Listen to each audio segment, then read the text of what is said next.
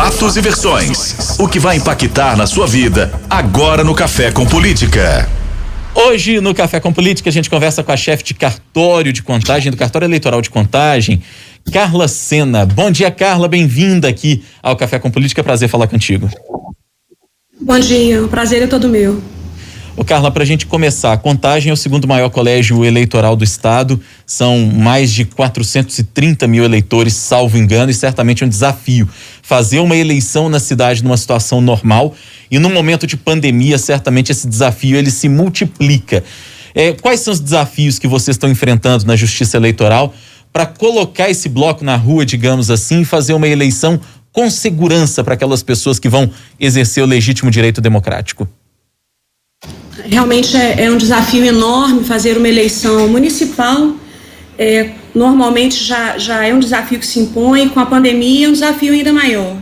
Então, o maior desafio é garantir segurança e condições para que os eleitores votem da forma mais segura possível, né, diante do coronavírus e das imposições da pandemia.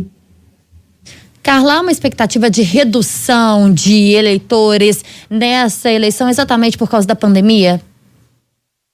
A gente acredita que é uma possibilidade, sim, mas o TSE está tomando todas as medidas, inclusive instituiu o plano de segurança sanitária, parcerias com parcerias, né, de consultoria com a Fundação Oswaldo Cruz, com os hospitais Albert Einstein, o Sírio-Libanês, e foram adotadas medidas de segurança, como ampliação do horário de votação. A eleição ela vai ocorrer de 7 às 17, antes ela ocorria de 8 às 17, exatamente com esse objetivo de diminuir o número de filas e fluxo nas filas, no local de votação. Vai ser distribuído máscaras para os mesários e colaboradores, álcool tanto para os mesários quanto para os eleitores, marcação das filas para que eles fiquem com uma distância de segurança de 1 metro, e, além disso, outras medidas também, como a não obrigatoriedade da identificação biométrica, porque, ao contrário do que muitos pensam, a identificação biométrica, às vezes, ela se torna até mais demorada do que uma identificação sem a biometria, porque muitos eleitores não conseguem se identificar biometricamente. Então, essa foi uma medida de segurança, até porque o aparelho em que é identificada a biometria, ele pode se tornar um meio de contágio. Além do fluxo de votação também, que foi alterado, agora o eleitor ele não vai apresentar mais o documento de identificação para o mesário. Ele vai se posicionar em frente ao mesário, diante do mesário. O mesário, então, vai falar o seu nome com a distância de segurança. Esse eleitor vai higienizar as mãos antes de votar. Depois vai assinar o caderno de votação, se dirigir à cabina de votação e, ao final, higienizar as mãos com álcool novamente. Tudo isso para garantir a maior segurança possível para esses eleitores exercerem esse direito, né, tão importante, que é o direito ao voto. Carla, você falou uma coisa que me chamou a atenção, que é a questão do distanciamento social, da preocupação que tem neste momento a Justiça Eleitoral, por exemplo, com as filas que eventualmente se formam às portas ali das sessões eleitorais, né? E a gente percebe que o cidadão, de maneira geral, se ele não tiver muito bem educado, digamos assim, ele tem muita dificuldade de fazer esse distanciamento social. Ainda hoje mesmo a gente estava vendo aqui uma foto que uma ouvinte nossa mandou de uma estação do MOVE lá em Justinópolis, em Ribeirão das Neves, foto assim das pessoas juntinhas nas filas, sem se preocuparem com esse distanciamento social. É possível fazer a fiscalização para garantir que as pessoas fiquem realmente distanciadas umas das outras, já que infelizmente nem sempre dá para contar com o bom senso das pessoas? Sim, a gente vai fazer o máximo possível. As filas nós vamos marcar, né, com marcadores no chão, com distanciamento de 1 metro entre um eleitor e outro, mas é claro que a gente conta com a cooperação desses eleitores, para que não fiquem no local de votação muito tempo, para que exerçam o direito de voto e saiam do local de votação. Então, a gente conta com a colaboração desses eleitores. Agora, Carla, mudando um pouquinho, saindo um pouquinho do assunto da pandemia, a gente fala também sobre um assunto muito importante, principalmente nessas eleições, em função, é claro, da pandemia, mas com o uso maior das redes sociais, que são as fake news. O TSE firmou, inclusive, uma parceria com o WhatsApp, com o Facebook, para tentar combater essas notícias falsas em relação às eleições de 2020. Como que vocês também avaliam essa situação? O que vocês planejam para tentar combater esse tipo de ação nas redes sociais? Exatamente.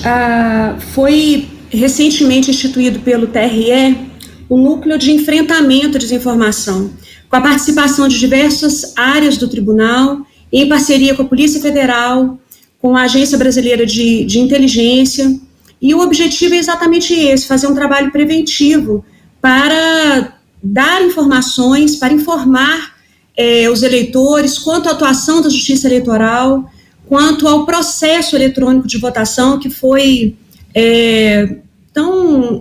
vamos dizer assim, atingido, atacado na eleição passada com as fake news. Então, o objetivo é dar a maior transparência possível para os eleitores de como que ocorre esse processo de votação. Então, a gente pede para que os eleitores chequem a veracidade dessas notícias, procurem os veículos de comunicação, de rádio, de televisão, para verificar a veracidade da notícia, a procedência da notícia, antes que fiquem veiculando e transmitindo essa notícia falsa às outras pessoas. Esse núcleo também vai ter um trabalho de verificar as mensagens virtuais, para verificar episódios de desinformação, dando as respostas da forma mais ágil possível, e enviando ainda para o Ministério Público para apuração da responsabilidade criminal. Ô Carla, para aquele eleitor e até mesmo para o candidato que está nos ouvindo agora, a gente sabe que a Super tem uma audiência muito grande no meio político, no dia da eleição, no dia 15 de novembro. O que é que pode e o que é que não pode ser feito de jeito nenhum para que o eleitor, inclusive, tenha essa consciência e denuncie se encontrar uma irregularidade? Tá, você está falando com relação a propagandas irregulares, né? O derramamento de santinho é vedado por lei. Eu não vou entrar muito na questão da propaganda, mas o que acontece muito no dia da eleição é o derramamento de santinhos, que é crime, isso não pode acontecer, e a Justiça Eleitoral fiscaliza, de uma forma bem efetiva, mas isso não pode acontecer. E as condutas vedadas, elas estão todas previstas no site, então o cidadão ele pode verificar e fiscalizar, e a gente pede que faça isso mesmo e leve ao conhecimento do Ministério Público, da Justiça Eleitoral, as condutas vedadas e aqueles candidatos que não estão fazendo a sua propaganda em atendimento às normas eleitorais. Hora do bate-pronto. No Café com Política, hora do bate-pronto. São perguntas objetivas com respostas objetivas, uma palavra para cada pergunta. Tá combinado, Carla Sena?